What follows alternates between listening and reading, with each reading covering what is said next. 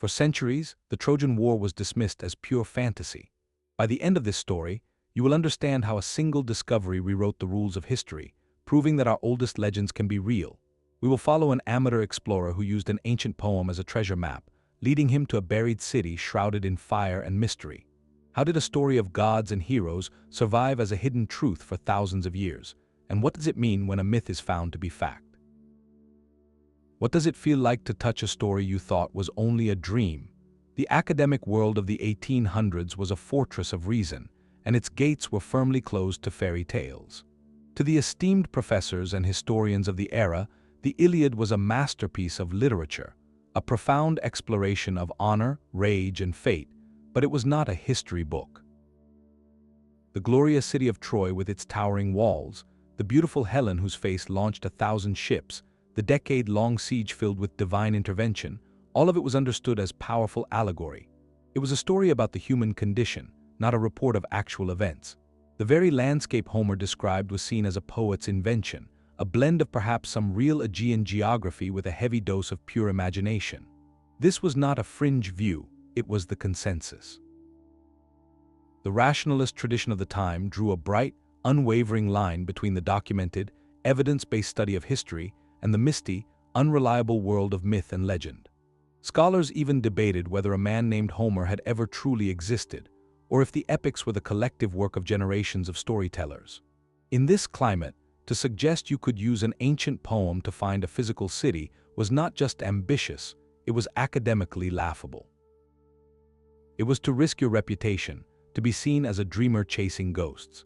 This deep-seated, institutional doubt is what makes the story so powerful, because every great discovery first requires someone to question what everyone else accepts as impossible.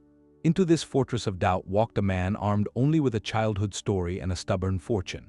His name was, and by all conventional standards, he was the last person who should have cracked this ancient mystery.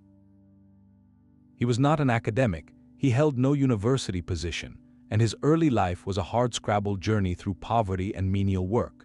Yet, from those difficult beginnings, he built himself into a millionaire through sheer will and a sharp mind for business, trading commodities across continents. And then, at the height of his financial success, he did something that stunned his contemporaries: he walked away. He retired from commerce entirely to chase a dream he had carried since he was a boy, a dream sparked by a single illustrated book about the flames of Troy. To the established scholars of Europe, this was not a noble quest, it was pure folly, a rich man's eccentric hobby, but possessed something they lacked, an absolute, unwavering belief that Homer's words were not allegory but a map. He learned ancient Greek, famously claiming he could read the Iliad in its original form within months, and he pored over every geographical detail in the epic. Where others saw poetic license, he saw longitude and latitude. His methodology was revolutionary precisely because it was so simple, and so radical, he decided to trust the story. He would use the descriptions written nearly 3,000 years prior as a guide to literally dig up the past. This blend of romantic belief and ruthless determination made him a fascinating, controversial figure, a man whose dramatic flair often overshadowed his genuine insights. Yet his story stands as a powerful reminder that history is not only uncovered by those who study it, but sometimes by those who dare to believe in it first. The real magic began not with a shovel, but with a book. For every line of the Iliad was a potential clue, a piece of a geographical puzzle waiting to be solved. While scholars debated its literary merits, he scanned its verses for something far more concrete: distances, landmarks, and descriptions of the land itself. Homer wrote of a great city by the sea, a wide plain where armies clashed, and 2 rivers that flowed near its walls. He mentioned the nearby island of visible from the shore and described a specific landmark, 2 springs, one hot and one cold, that bubbled up near the city gates. To most, these were poetic flourishes. To they were coordinates. He obtained every map and travelogue he could find about the northwest coast of Anatolia, modern-day Turkey, and began a process of elimination, comparing Homer's ancient words with the contemporary landscape. His search narrowed to a place few had seriously considered: a large, unassuming mound known locally as. From a distance, it looked like just another hill, but to his trained eye, it fit the poet's description with uncanny precision. It was close enough to the Aegean coast for the Achaean ships to have been beached, It overlooked a vast, flat plain perfect for the epic battles described. Most compellingly, at the base of the mound, local guides showed him two springs. In that moment, the literary and the physical worlds collided. He was convinced these were Homer's twin springs. Previous antiquarians had floated as a possibility, but it was absolute conviction and his vast personal wealth that allowed him to move beyond speculation. He bought the land. His radical approach, treating a 3,000-year-old poem as a literal field guide, was a scandal to classicists. Yet it established a powerful, enduring principle that sometimes the keys to unlocking our physical past are held within the stories we have passed down for generations. The map was not on parchment, it was in verse, and he was ready to start digging. The year was 1871, and the first spade finally struck the earth at. After navigating the complex negotiations for permission from the Ottoman authorities, stood on that sun-baked hill, ready to test his lifelong belief against the unforgiving reality of dirt and stone. He assembled a large team of local workers, and the excavation began not with careful, delicate brushes, but with the raw industrial energy of a man in a hurry. The scale was immense, a small army moving mountains of soil by hand. They work a stark contrast to the quiet, scholarly debates happening far away in European libraries. Strategy was as bold as it was brutal. He ordered the digging of a colossal trench, a deep, wide gash cut directly through the heart of the mound. His goal was simple and single-minded, to slice down through the centuries as fast as possible, to reach the oldest layers where he was convinced Homer's Troy would be waiting. This method was spectacularly effective for speed, but it came at a terrible cost. As that great trench plunged downward, it sliced indiscriminately through everything in its path, obliterating upper layers of history, mixing artifacts from different eras, and destroying the delicate context that later archaeologists would rely on to understand a site's story. It was a trade-off that would haunt his legacy, the sacrifice of subtle understanding for the thrill of a dramatic, deep discovery. The work itself was a daily trial, plagued by logistical nightmares, the relentless Anatolian heat, and outbreaks of illness that swept through the camp. Yet almost from the very beginning the earth began to give up its secrets. The workers' tools soon clinked against not just rock, but the worked stone of ancient walls. They began pulling up countless fragments of pottery, each shard a broken piece of a forgotten household, and simple tools that had not been held by human hands for these were not just artifacts, they were confirmations. Every shattered piece of pottery, every line of a buried wall, was a verse from Homer's poem made physical.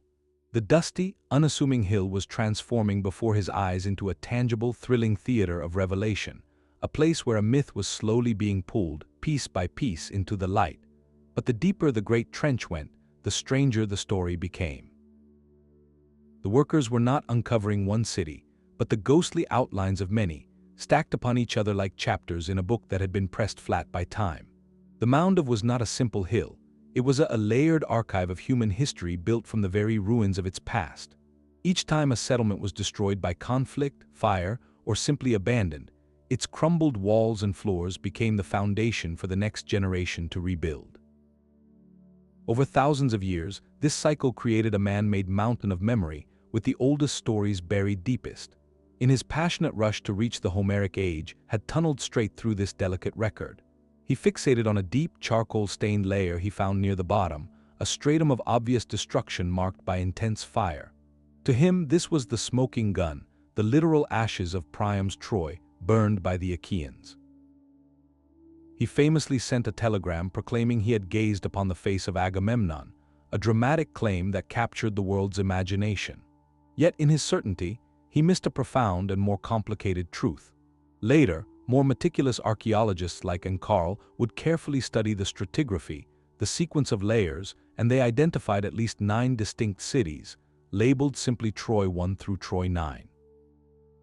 Each layer held its own pottery styles, its own architectural methods, its own story of rise and fall. This revelation transformed the quest entirely. It was no longer about finding a Troy, but about identifying the Troy, the specific city that existed in the late Bronze Age, around the year 1200 before Common Era, the era historians associated with the possible reality behind the epic. The geographical puzzle Homer had provided was now joined by an even more intricate chronological one. The myth was not just tied to a place, but to a single, fleeting moment within a vast, 3,000-year tapestry of continuous human life. Which of these 9 cities, then, held the echoes of the wooden horse and the fallen heroes? The answer lay not in the most dramatic layer of ash, but in the subtle clues of pottery, fortifications, and trade that could pinpoint a specific century in a mound that remembered. Then came the day that would cement the legend, a discovery so dazzling it would blind both the public and the truth. In May of 1873, deep within the Trenchat's workers uncovered something that glittered in the Turkish sun. It was not a single artifact, but an astonishing collection, a hoard of gold and copper that seemed to have been hidden in a hurry. There were delicate diadems fashioned with thousands of tiny gold leaves, heavy ceremonial vessels, elegant earrings, copper spearheads, and a spectacular shield-shaped golden cup. In a moment of pure theatrical instinct, gave this find a name that would echo through history, Priam's treasure, after the doomed king of the Iliad. He claimed he and his wife had found it near the base of the Great Wall, rescuing it just as the ancient Trojans might have tried to hide their wealth from the invading Greeks. Fearing the Ottoman authorities would claim it, he later admitted to smuggling the entire collection out of the country, wrapped in his wife's shawl. The story was perfect, a romantic adventure straight from the pages of Homer, complete with danger, secrecy, and a heroic rescue. When photographs circulated of, adorned in the ancient jewels, the world was utterly captivated. Here was not just evidence, but proof you could wear, tangible, beautiful proof that the mythic city of gold had been real. Yet from the very beginning, the shimmering surface of this story was cracked. Fellow scholars immediately raised pointed questions. His own accounts of the find's exact location and circumstances shifted with each telling. The haste of the excavation meant there were no precise drawings, no careful notes documenting which object was found where, the crucial context that tells archaeologists if a collection was a ritual deposit, a merchant stock, or a collection gathered from many places. The very idea that it was a single, coherent treasure belonging to King Priam began to seem like a narrative crafted for headlines, not history.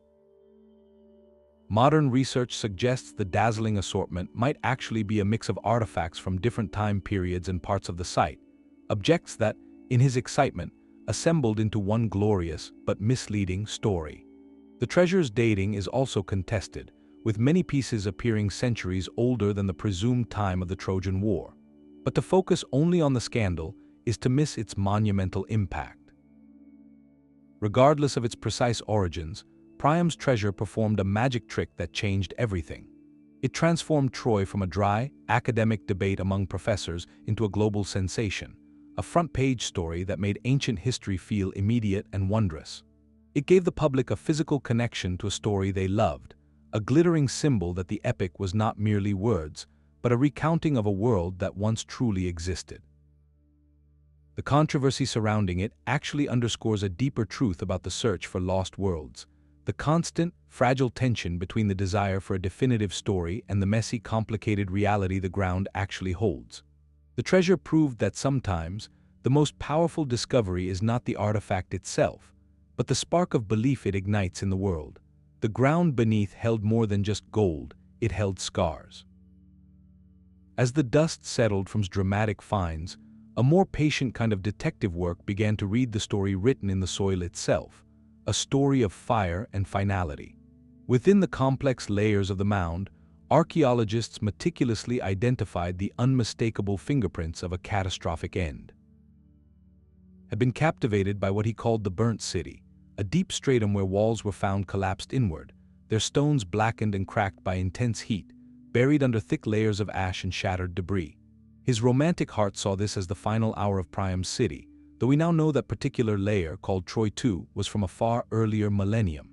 Yet in his passionate era, he established a crucial principle: the hill itself was a record of repeated, violent conclusion. The true echo of Homer's tale was found higher up, in a level known to scholars as Troy 7a here. From the late Bronze Age, the evidence was hauntingly specific. The citadel walls still stood, but inside, the space was crammed with small, hastily built houses, suggesting a population that had retreated inward, living under the strain of a prolonged threat. And above these crowded homes lay another universal layer of destruction, not just ash, but also the silent metallic witnesses to conflict, bronze arrowheads and smooth, carefully shaped sling stones scattered amidst the rubble. This was not a peaceful end. It was the physical residue of a siege, a community that faced a violent, fiery conclusion. The vivid, brutal passages in the Iliad describing the sack of the city, the towers crashing down in flames, suddenly transcended poetry. They read now like a distant, amplified memory of a real and traumatic event, a cultural scar passed down through generations of storytellers until it was woven into the fabric of myth.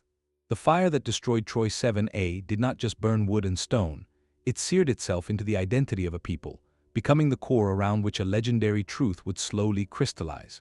Yet the true treasure of Troy was not gold, but the story told by its very dirt.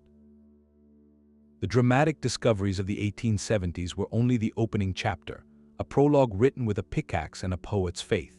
The real work of understanding required a different kind of vision, one that looked not for glittering prizes, but for the subtle, silent language of layers.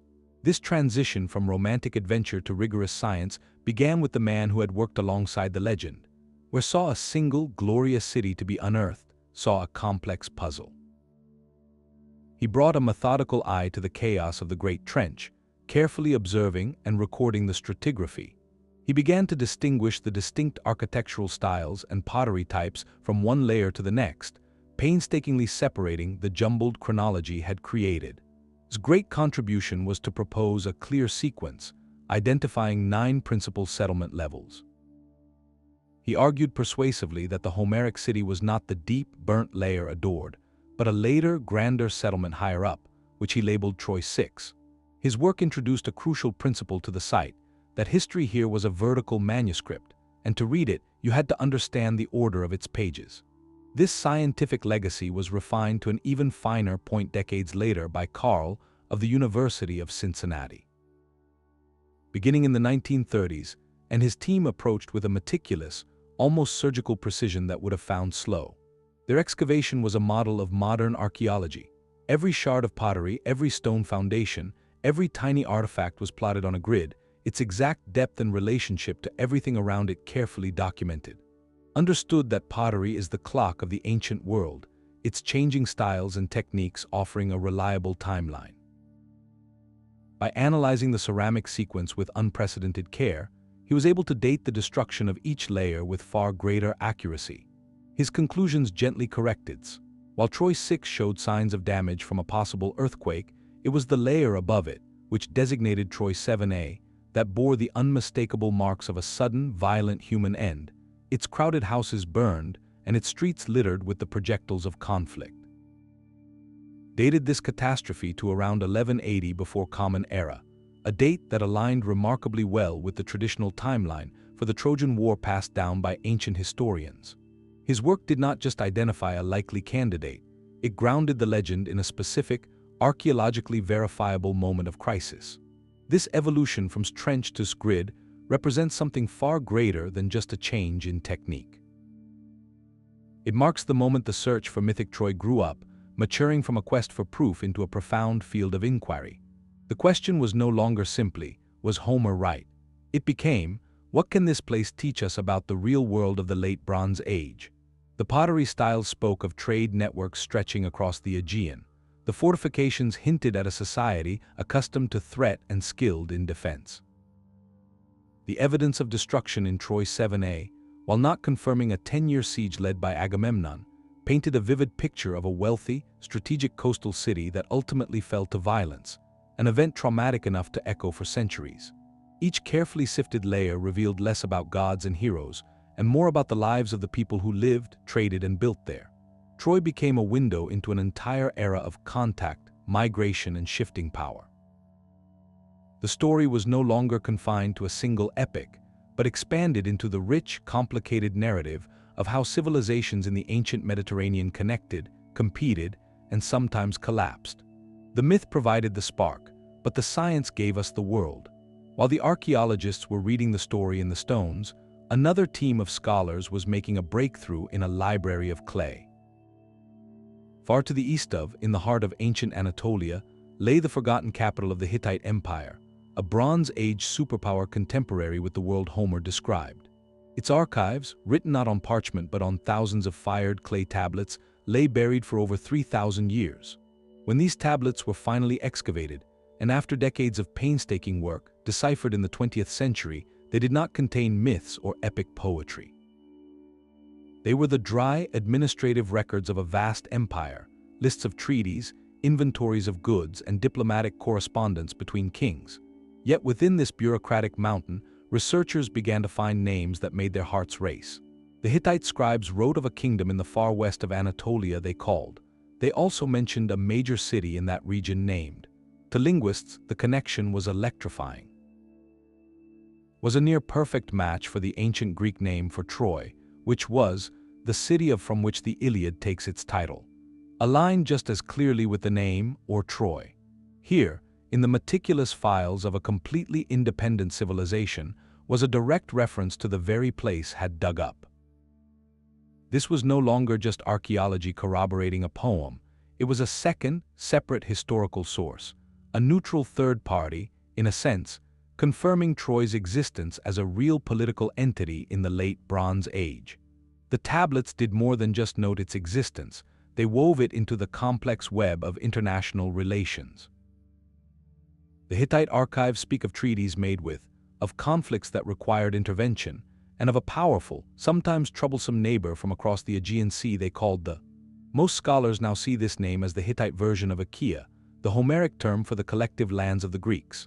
So these clay documents record diplomatic and military tensions between the Hittite sphere of influence, which included, and the expanding power of the Mycenaean Greeks, the. Suddenly, the grand backdrop of the Iliad, a clash between an Anatolian citadel and a coalition of Greek forces, snapped into a credible historical framework. It was no longer just a poet's invention, but a reflection of the genuine geopolitical friction of the era. The mythic war was being contextualized within the very real, documented struggles for influence and control along the coast of the Aegean. This Hittite connection provided something the most beautiful golden diadem never could, a timestamp and a political address for the legend, placing Troy firmly on the map of Bronze Age history as a player in the grand and often precarious game of empires. The story of Troy was not just written in fire and clay, but also in bronze and bone. To understand how a myth becomes real, we must listen to what the weapons have to say.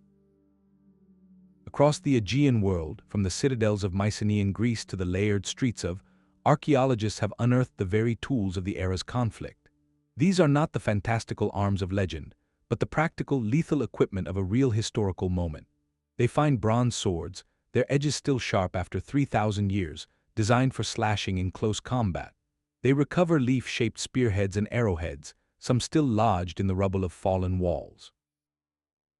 They uncover remnants of the distinctive figure-8 shield, a body-covering design that appears in both Mycenaean art and in the poetic descriptions of Homer's heroes.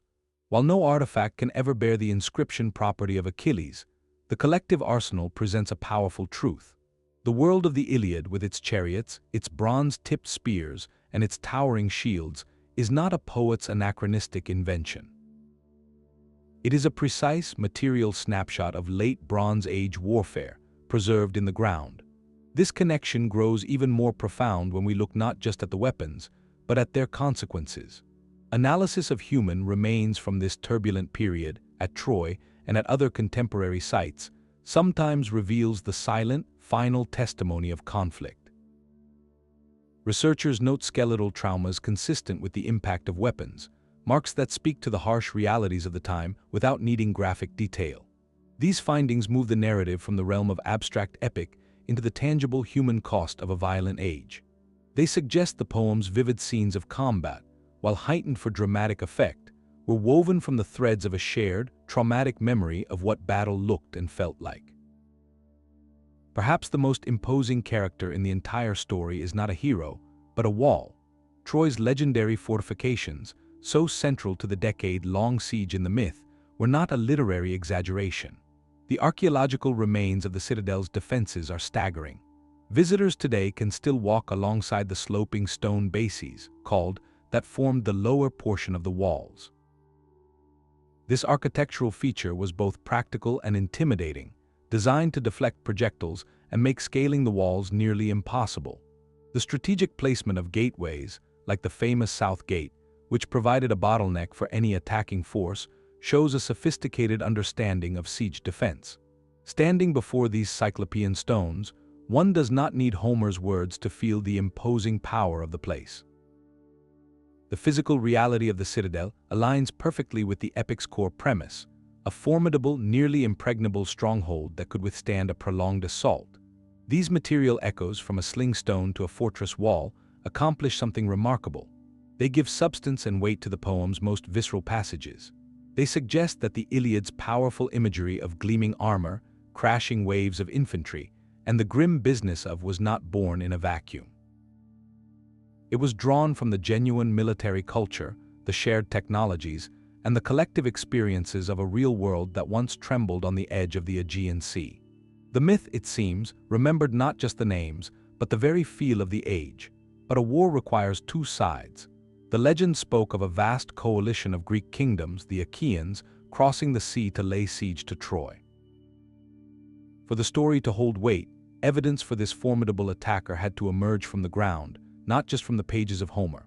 And it did in the very heart of Greece itself. While was digging at, he was also excavating at a place called Mycenae, a site the ancient Greeks themselves believed was the capital of the legendary king Agamemnon. What he and later archaeologists uncovered there, and at other citadels like, and was nothing short of a revelation, an entire forgotten civilization. This was the world of the Mycenaeans, a society of warrior kings whose timeline perfectly overlapped with Troy's 7a. Their power was written in stone and gold. They built colossal fortification walls with gates so huge they were said to be the work of mythical giants. They buried their elite in spectacular beehive-shaped tombs, architectural marvels built into hillsides with soaring, corbelled vaults. And in those tombs, they found treasures that took the breath away, including the famous gold death mask, immediately christened the Mask of Agamemnon. That single haunting artifact, with its solemn, hammered features, gave a face to the shadowy heroes of the epic. But the true measure of this civilization was not just in its gold, but in its organization. The discovery of clay tablets at sites like, inscribed with a script called Linear B, proved these were not just warlords, but administrators of complex palace economies. The tablets recorded inventories of chariots, distributions of bronze, and lists of personnel, revealing a highly structured, literate society capable of coordinating resources on a massive scale. Furthermore, the archaeological record shows their influence stretched far across the Mediterranean. Mycenaean pottery, a distinctive style with vibrant depictions of octopuses and warriors, has been found from Sicily to the coast of the Levant, and crucially, at Troy itself. This was a culture deeply engaged in long-distance trade and maritime activity. When you piece this picture together, the legend's premise transforms. The idea of a coalition of these powerful, interconnected Mycenaean kingdoms, with their fleets, their bronze weaponry, and their centralized logistics, mounting an expedition to the wealthy, strategic coast of Anatolia stops being a poetic fancy. It becomes a plausible, even logical, scenario within the rough and tumble politics of the late Bronze Age Mediterranean. The Mycenaeans had the means, the motive, and the reach. Troy, as a wealthy gateway controlling trade through the Dardanelles, would have been a glittering prize or a dangerous rival. So the search for the Trojan War was never just about finding a city. It was about finding a world, and the evidence from Greece proved that world was real, powerful, and looking east across the Aegean Sea. Yet the most enduring symbol of the entire saga was something archaeology could never physically recover. The Trojan horse stands as the ultimate emblem of cunning victory, a fantastical image so powerful it defines the very idea of a deceptive gift. While no team will ever unearth its timbers from the soil of, its absence speaks volumes about how myth operates. It compresses the messy, protracted realities of war into a single, potent symbol that the human mind can carry for. So if the horse was not a literal, hollowed-out statue, what historical truth might its shape contain? Scholars have long pondered this riddle, offering interpretations that are perhaps more revealing than a wooden relic would be. One compelling theory looks to the military technology of the age. The late Bronze Age knew, including mobile towers and battering rams. Some historians suggest the horse could be a metaphor for such an engine of war. Imagine a siege tower, draped in freshly slaughtered horse hides to protect it from flaming arrows, being wheeled up to the city walls. To a traumatized population witnessing their final hours, such a terrifying hide-covered machine might later be remembered and mythologized as a giant beast. Another hypothesis draws from the natural world and the divine. The horse was a sacred animal associated with Poseidon, the Greek god of the sea, and significantly, the earth shaker, bringer of earthquakes. We know from the archaeological record that the region is seismically active, and Troy 6 shows damage consistent with a major tremor. Could the story of the horse be a poetic encoding of a real natural disaster that fatally weakened the city's defenses, an act of the gods woven into a tale of human guile? Alternatively, the horse might symbolize a more subtle kind of infiltration. Perhaps it represents a diplomatic deception, a false offer of peace, or a contingent of soldiers hidden not in a statue, but within a seemingly sincere negotiation. Or it could be a religious symbol, referencing a known Trojan cult object or a ceremonial offering that was misinterpreted or betrayed. The genius of the horse is that it resists a single, simple explanation. Instead, it acts as a narrative vessel, containing all the possible ways a stronghold can fall, not just by force, but by natural catastrophe, by betrayal from within, or by the fatal acceptance of a poisoned gift. Its enduring power lies precisely in this condensation. It takes the complex, multifaceted trauma of a city's end, earthquake treachery, and distills it into one immortal image of deceptive innocence. The horse is the myth doing its most essential work, transforming historical events which are always complicated and ambiguous into a story so clear, so resonant, that it becomes a permanent part of how we understand cunning, vulnerability, and the unexpected turns of fate. So when exactly did the walls of Troy fall?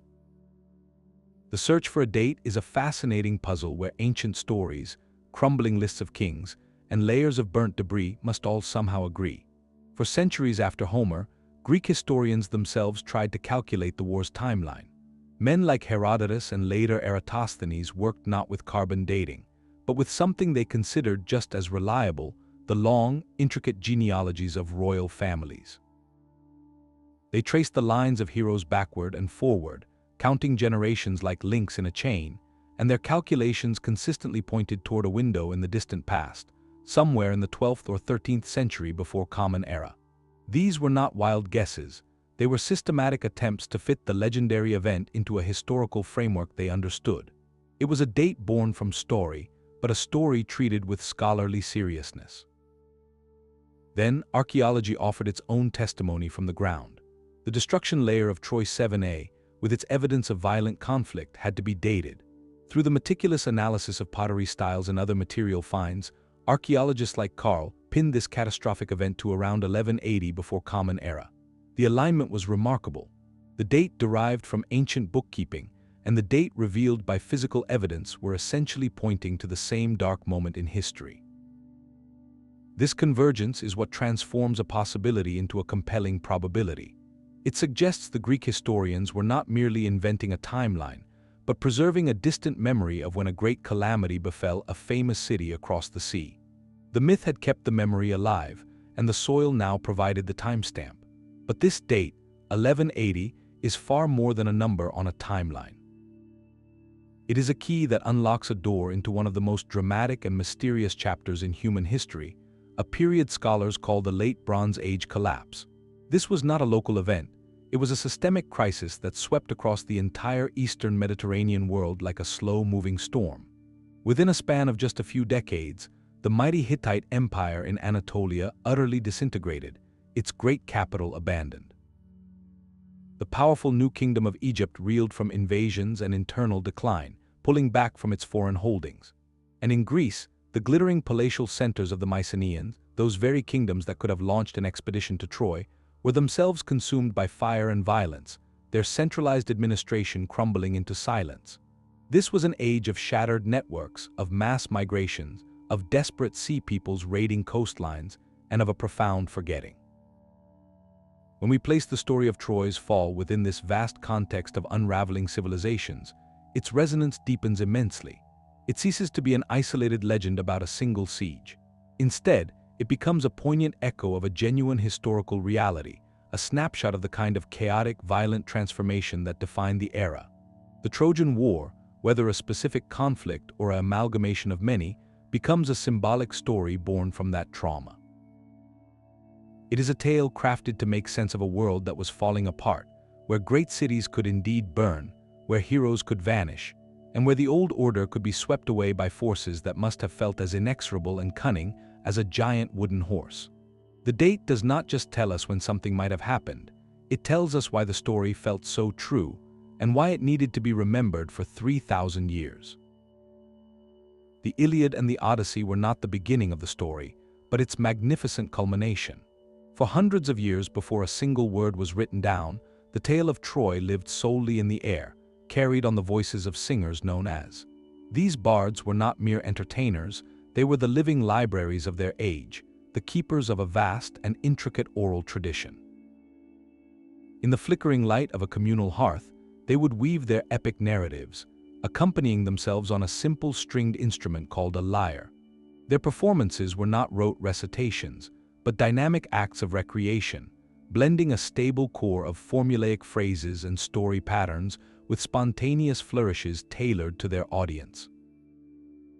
Think of it as a grand, communal game of telephone played across dozens of generations, but with a crucial difference: the goal was not to pass on a secret unchanged, but to preserve the spirit and grandeur of a foundational memory.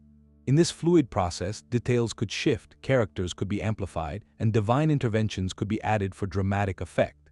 Yet at its heart, the tradition safeguarded something precious: the cultural memory of a profound and defining event. The very existence of this oral pipeline explains a great mystery. How could specific, verifiable details about a city and a war survive for over 400 years without a single written record? The answer lies in the craft of the bards themselves. Their stories were anchored in a concrete sense of place. To make the tale vivid and believable for listeners who may have known the geography, they would embed real landmarks: the wide plain, the two springs, the nearby island. These were not poetic inventions, they were mnemonic anchors, crucial details that gave the story texture and authenticity, making it stick in the mind of the listener and the memory of the singer. When used Homer as a map, he was, in a very real sense, reading the notes of a centuries-long oral performance. The bards had preserved the coordinates. This reveals a profound truth about human storytelling. Oral tradition is not the enemy of history, it is often its first custodian. In a world before widespread literacy, song and epic poetry were the primary vehicles for preserving a community's identity, its values, and its understanding of its own past. The story of Troy was not just a myth waiting to be disproven, it was a cultural heirloom, a narrative package that had carried a kernel of historical truth across a sea of time. The specific names of heroes may have been glorified, the scale of the conflict amplified, and the gods woven into the action, but the central trauma, the fall of a great citadel by the sea, remained intact. It was a memory too significant to be forgotten, refined by countless retellings into a shape powerful enough to captivate audiences for. The discovery did more than prove a city existed, it validated the incredible durability of human memory when it is encoded in story.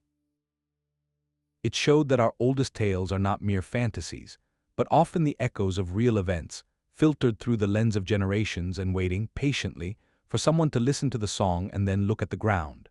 Legacy is a story of two truths, one of brilliant vindication and the other of profound loss.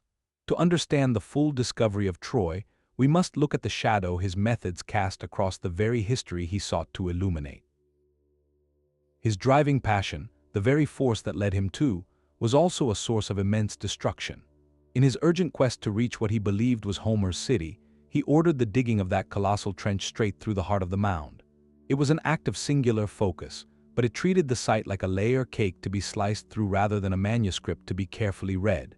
With every scoop of earth removed at breakneck speed, vital context was obliterated.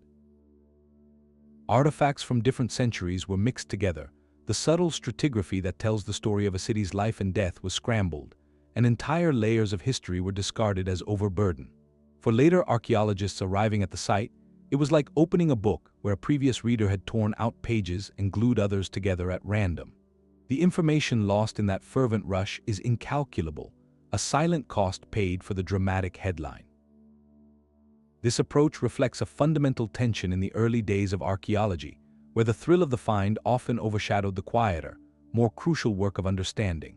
Was in many ways a treasure hunter with a classical education, and his methods prioritized the spectacular object over the story it came from.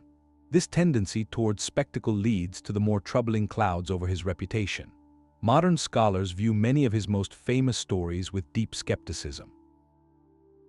The romantic tale of his wife wearing the jewels of Priam's treasure and smuggling them out of the country in her shawl is now widely considered a fabrication, a piece of brilliant public relations crafted for a public hungry for romance. Even more seriously, he has been accused of what we might call narrative embellishment of the evidence itself. Some researchers suggest that the dazzling hoard he called Priam's treasure might not have been a single, coherent find at all, but rather a collection of objects gathered from different parts of the site over time, assembled into one glorious cache to fit the legend. The most famous accusation involves his work at Mycenae in Greece, where he discovered a stunning gold funeral mask. He immediately declared to the world that he had gazed upon the face of Agamemnon. Yet the style and craftsmanship of that mask appear to be from an earlier period than the traditional dating of the Trojan War king. Some experts have gone further, suggesting the possibility that, or someone working for him, might have even placed the mask where it was found, a practice known as salting, to create the ultimate dramatic confirmation. Whether these specific accusations are fully proven, they stem from a pattern of behavior where the line between discovery and desired narrative became dangerously blurred. Did not just want to find history, he wanted to find Homer's history exactly as he imagined it, and that desire sometimes shaped what he reported. So how do we place this complex figure in the story of Troy? Modern archaeology views him as a pivotal but deeply problematic founding father. He was undeniably the catalyst, the man whose wealth, will, and unshakable belief broke the academic logjam and proved a city existed where the poets said it did. He forced the scholarly world to take myth seriously as a historical source. Yet his legacy is a cautionary tale. He represents the moment archaeology began its long, necessary evolution from a pursuit of adventure and artifact collection into a rigorous science of context. The field learned from his mistakes. Today, the precise location of a pottery shard is often considered more valuable than the shard itself, because its position tells a story about trade, daily life, and chronology that the object alone cannot. The meticulous grid systems, the painstaking brushing away of soil, the three-dimensional mapping of every find, these are the methodologies that arose in part as a reaction to the destructive speed of trench. His story teaches a vital lesson that defines modern historical inquiry, that how we uncover the past is just as important as what we find. A golden mask is a wonder, but without knowing exactly where it lay and what lay beside it, its voice is muted. Gave Troy back its name, but in his rush, he made it far harder to hear its full, true story. This reassessment does not erase his achievement, but rather frames it within the larger, ongoing journey of discovery, a journey that continually reminds us that truth is often found not in the single glittering object, but in the careful, patient study of the earth that holds it. The rediscovery of Troy did something extraordinary. It plugged a 3,000-year-old story directly into the modern world. For centuries, the epic had been a distant, shimmering mirage of the classical past, admired but held at arm's length by scholarship. Now it had coordinates. It had walls you could touch and a hill you could stand upon. This tangible reality acted like a lightning rod, channeling the raw power of the myth directly into the creative spirit of a new age. Artists and writers were no longer illustrating a mere legend. They were depicting a rediscovered chapter of human history. The Victorian era, with its own fascination for empire, heroism, and romantic ruin, embraced Troy with a fresh fervor. Poets like Alfred, Lord wrote not of a fairy tale city, but of a real place whose fall echoed the melancholy of his own time. Painters filled vast canvases with the faces of Achilles and Hector, their brushes now informed by the very pottery and armor emerging from the digs, blending archaeological detail with timeless drama. The knowledge that the Trojan plain was a real geographical space, that the winds described by Homer still swept across the Dardanelles, transformed the epic from a literary heirloom into a living, breathing landscape of the imagination. This was no longer just a story to be read, it was a history to be visualized, felt, and passionately reimagined. This creative surge reached its most spectacular form in the 20th century with the rise of cinema. Hollywood, the great dream factory of the modern age, found in Troy a perfect subject, a story that combined colossal spectacle with intimate human tragedy. Knowing the city was real gave these cinematic epics a powerful new authenticity. When audiences watched the towering walls of Troy rise on the silver screen, they were not just seeing set designers' fantasies, they were witnessing a recreation of something that had genuinely existed. The 2004 film Troy, for all its dramatic liberties, was directly informed by the archaeological understanding of Mycenaean warfare and Bronze Age society that the search for the city had helped to pioneer. The myth, supercharged by its proven historical roots, became a global narrative, reaching millions who might never pick up a translation of Homer. It proved that these ancient tales, when grounded in real dirt and stone, could speak a universal language of love, loss, pride, and destiny that transcended any era. Perhaps the most profound impact, however, was on the public mind itself. Quest, for all its flaws, was a story of breathtaking audacity, a real-life adventure where a childhood dream led to a world-changing discovery. This narrative captivated the global public in a way no scholarly paper ever could. It democratized the past. It made archaeology exciting, accessible, and deeply personal. The idea that a single determined individual, armed with a poem and a shovel, could rewrite history books inspired countless young people to look at their own world with new eyes. It suggested that other myths, other lost cities, might also be waiting beneath the soil, not as metaphors, but as physical truths. This fascination fueled a golden age of popular archaeology, spawning novels, documentary series, and a public hunger to understand our deepest origins. Troy became more than a site, it became a symbol, the ultimate proof that the boundary between story and history is porous, and that the grandest human narratives often have their roots in real events, real places, and real lives. Today, walking the excavated paths of is a uniquely powerful experience. You are not just touring an ancient ruin, you are traversing a layered monument of human memory. You stand on stones that witnessed the daily life of a Bronze Age citadel, you look out across the same plain where the epic's battles were set, and you are simultaneously standing in the landscape of a poem that has shaped Western thought for. This convergence is what makes Troy so singular. It is a place where archaeology, literature, and mythology are inextricably fused. The site has become a pilgrimage for scholars, tourists, and dreamers alike, each person drawing their own connection to the timeless themes the story represents. It serves as a permanent bridge, a tangible link that allows the modern mind to reach across the abyss of centuries and touch the heroic age. In doing so, Troy teaches us a humbling and exhilarating lesson, that our oldest stories are not escapes from reality, but often the deepest memories of our shared reality, patiently waiting in the earth for the moment we are ready to listen and to dig.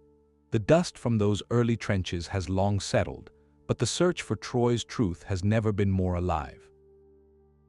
For over 3 decades, a new chapter in exploration has been quietly unfolding one defined not by the solitary passion of a treasure hunter, but by the coordinated precision of an international scientific mission.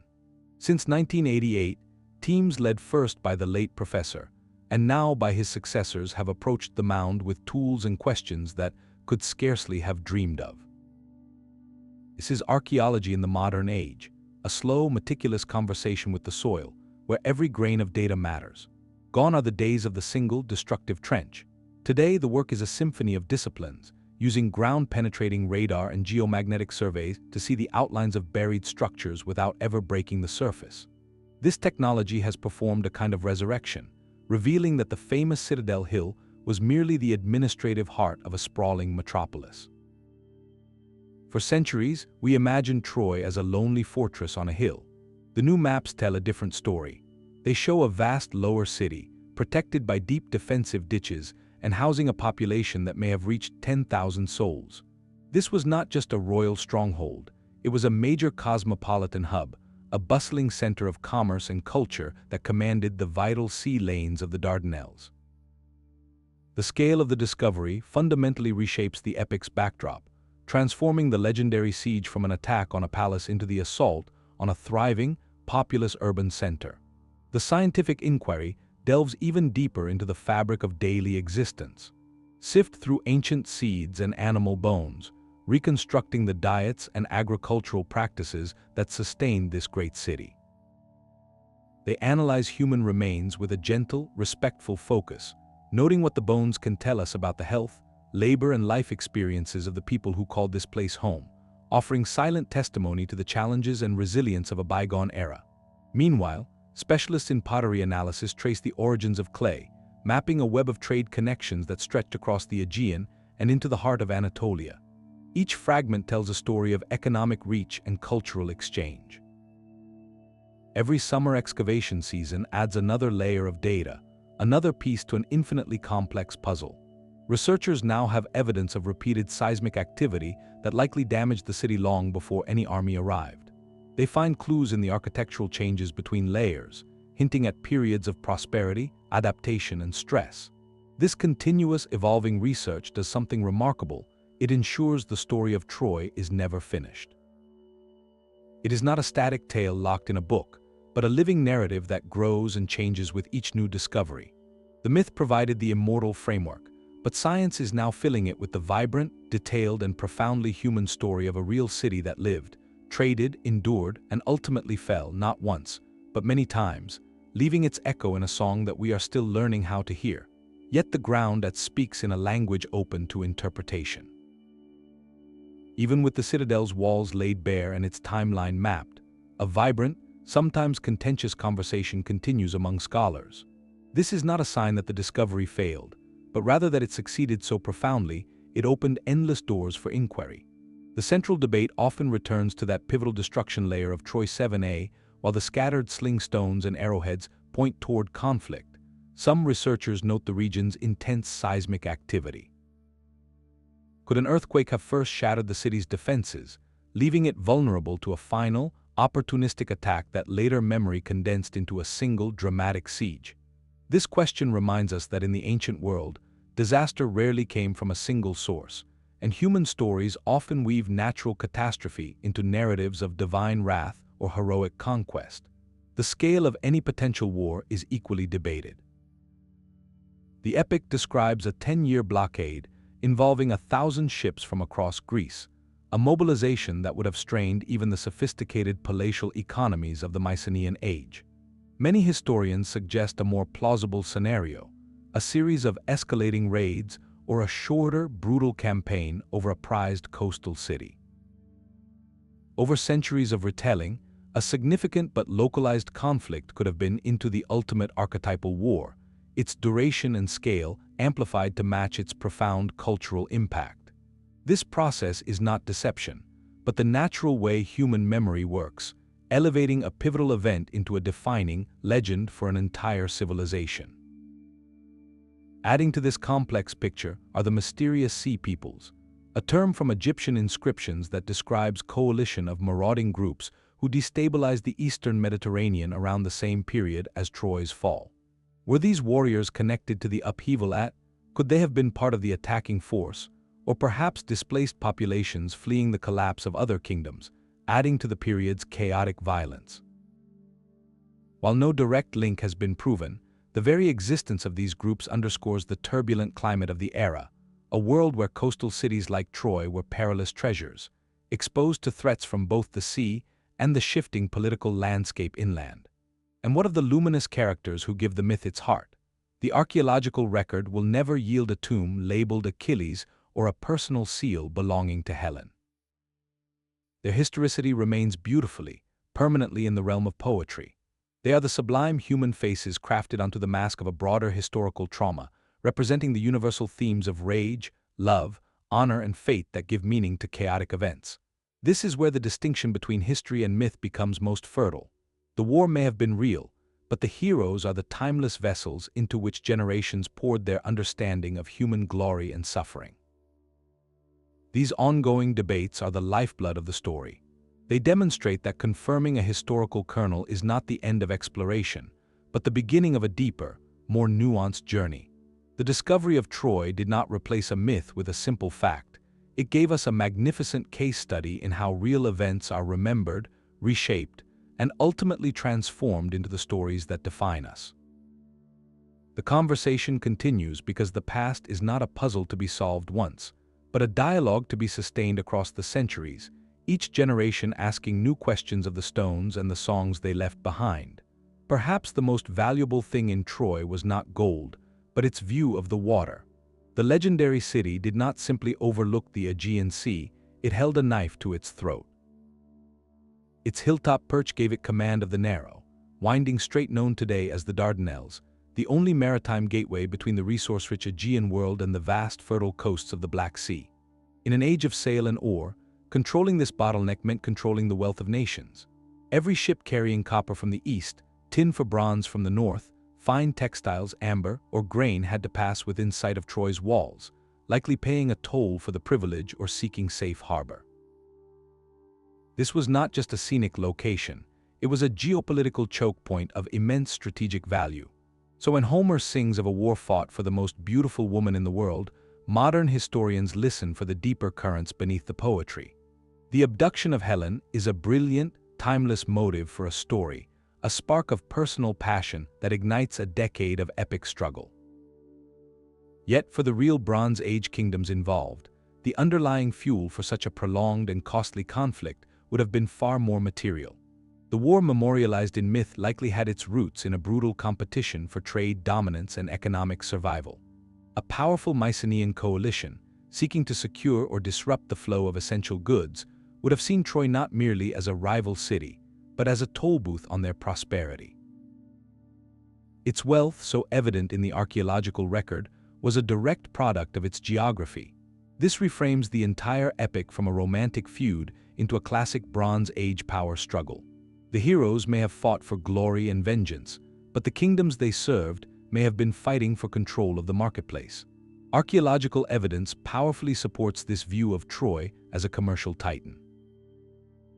Excavations have unearthed not just local pottery, but a stunning array of imports, ceramics from Mycenaean Greece, Cyprus, and even the Levant, tracing the map of a vast trading network. The discovery of spindle whorls and loom weights points to a major textile industry, turning raw materials into valuable goods for export. Finds of standardized weights and measures hint at a sophisticated commercial system. This was no isolated fortress, it was a cosmopolitan hub, a bustling intersection where languages, goods, and cultures met and were taxed. Its repeated destructions and rebuildings across suggest it was a prize worth fighting for, again and again. Viewing the conflict through this lens does not diminish the power of Homer's tale. Instead, it grafts the poetry onto a sturdy trunk of historical reality.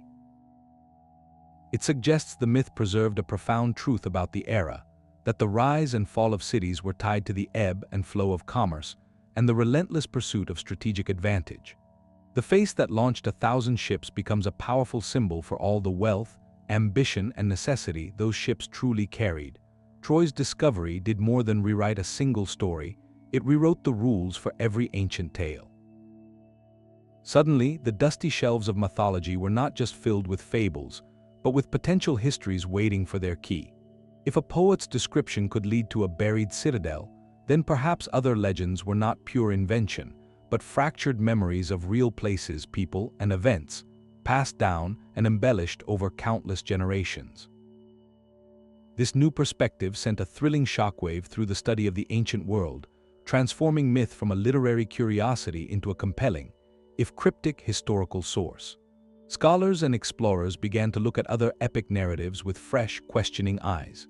Could the terrifying Minotaur, the half-man, half-bull creature of Greek lore, have a basis in the very real and labyrinthine palace of Knossos on Crete?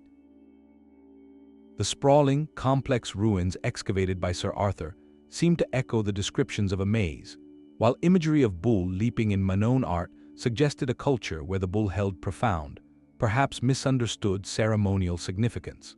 The legend could be a distant, distorted echo of a powerful island civilization whose practices seemed alien and awe-inspiring to later Greeks. Similarly, the long, wandering journey of Odysseus in Homer's Odyssey prompted searches for the historical Ithaca, his rocky homeland. While the modern island bearing that name presents archaeological puzzles, the quest itself reframes the epic from a mere adventure story into a potential tapestry woven from real seafaring routes, known hazards of the Mediterranean, and the cultural memories of early Greek exploration and colonization. Even the fantastical voyage of Jason and the Argonauts, seeking the Golden Fleece, is now examined not as a fairy tale, but as a possible reflection of very real ancient trade routes into the Black Sea region, where sheepskins were used to collect gold dust from rivers. The fleece may have been a metaphor for the tangible wealth sought by daring merchants and adventurers. This shift in thinking fostered a revolutionary, interdisciplinary approach. It was no longer enough for a classicist to analyze the text of a poem in isolation, or for an archaeologist to dig without considering the stories attached to a landscape. Now philology, the study of ancient languages and texts, had to converse with the trowel and the survey map. Comparative mythology looked for recurring patterns and core story elements that might point to a common, historical origin point buried beneath layers of cultural adaptation. The goal became a delicate act of scholarly sifting, separating the potential historical kernel, a place, a conflict, a natural disaster, from the symbolic narrative that had grown around it over centuries. Gods and monsters might be later additions, narrative devices to explain the unexplainable or to elevate human actors to a legendary scale. What Troy ultimately established was a powerful and enduring precedent.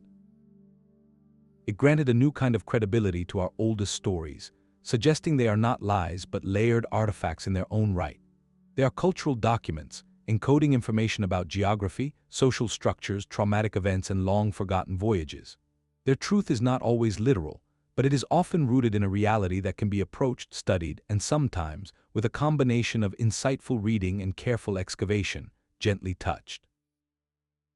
The lesson of Troy is that our myths are not mere escapes from reality, but often the deepest, most enduring memories of it, waiting patiently in the soil and the song for us to learn how to listen.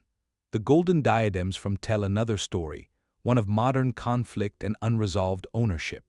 The collection, famously called Priam's treasure, began a long and turbulent journey the moment it was removed from Turkish soil.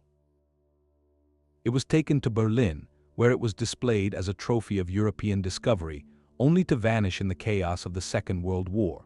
For decades, it was assumed lost, perhaps destroyed forever. Then in the 1990s, a stunning revelation emerged: the treasure had resurfaced in Moscow. It had been taken by the Soviet Red Army as war reparations, a secret held for half a century. Today, those same artifacts are claimed by three nations: Turkey as their country of origin, Germany as their pre-war custodian, and Russia as their current holder. This is not merely a legal dispute over property.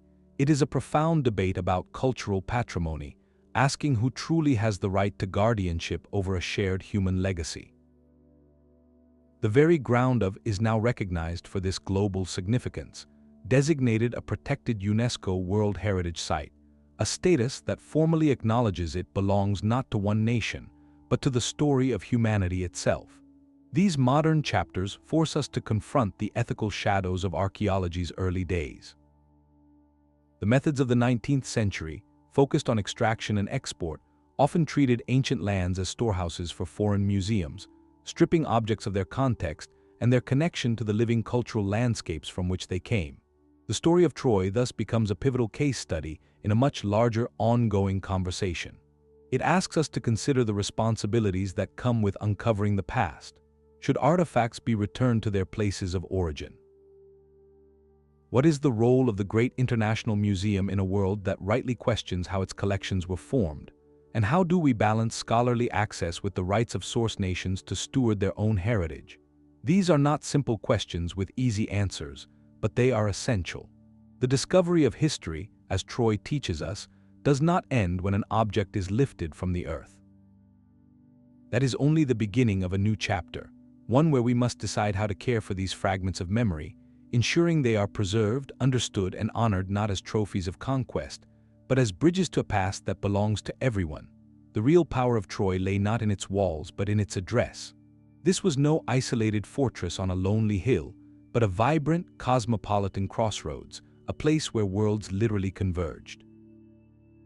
Perched at the precise boundary between the Aegean sphere of the Mycenaean Greeks and the vast continental expanse of Anatolia, the city was a living tapestry woven from countless cultural threads.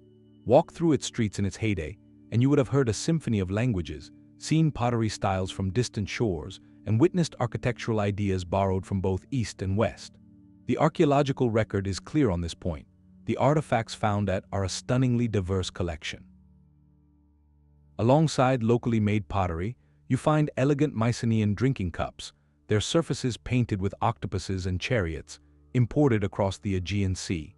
You find seals and small objects that echo the styles of the powerful Hittite Empire to the east. This material evidence tells a story of constant exchange, of a city that was as much a marketplace of ideas as it was of goods. Troy did not belong to one civilization. It existed in the fluid space between them, absorbing and adapting influences from all sides.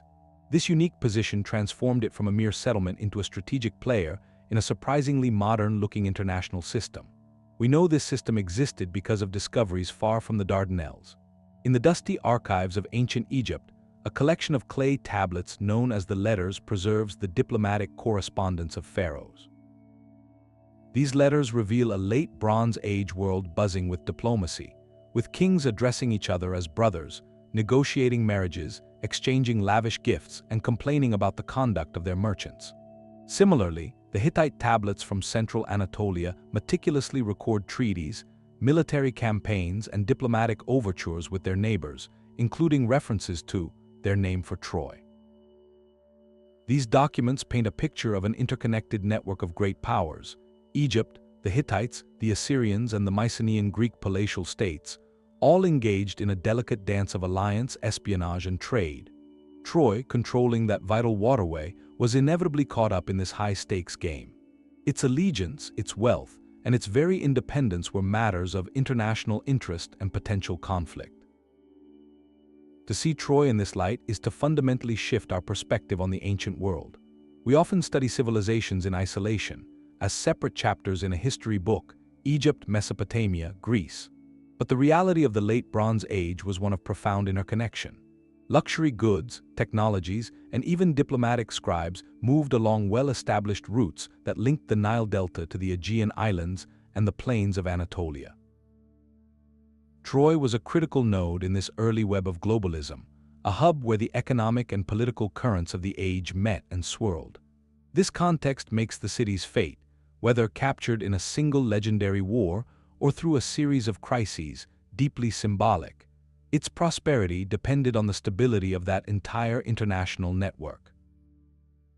When that network began to fray and collapse under the pressures of migration, climate shift, and internal rebellion, as it did in the Great Late Bronze Age collapse, gateway cities like Troy were extraordinarily vulnerable.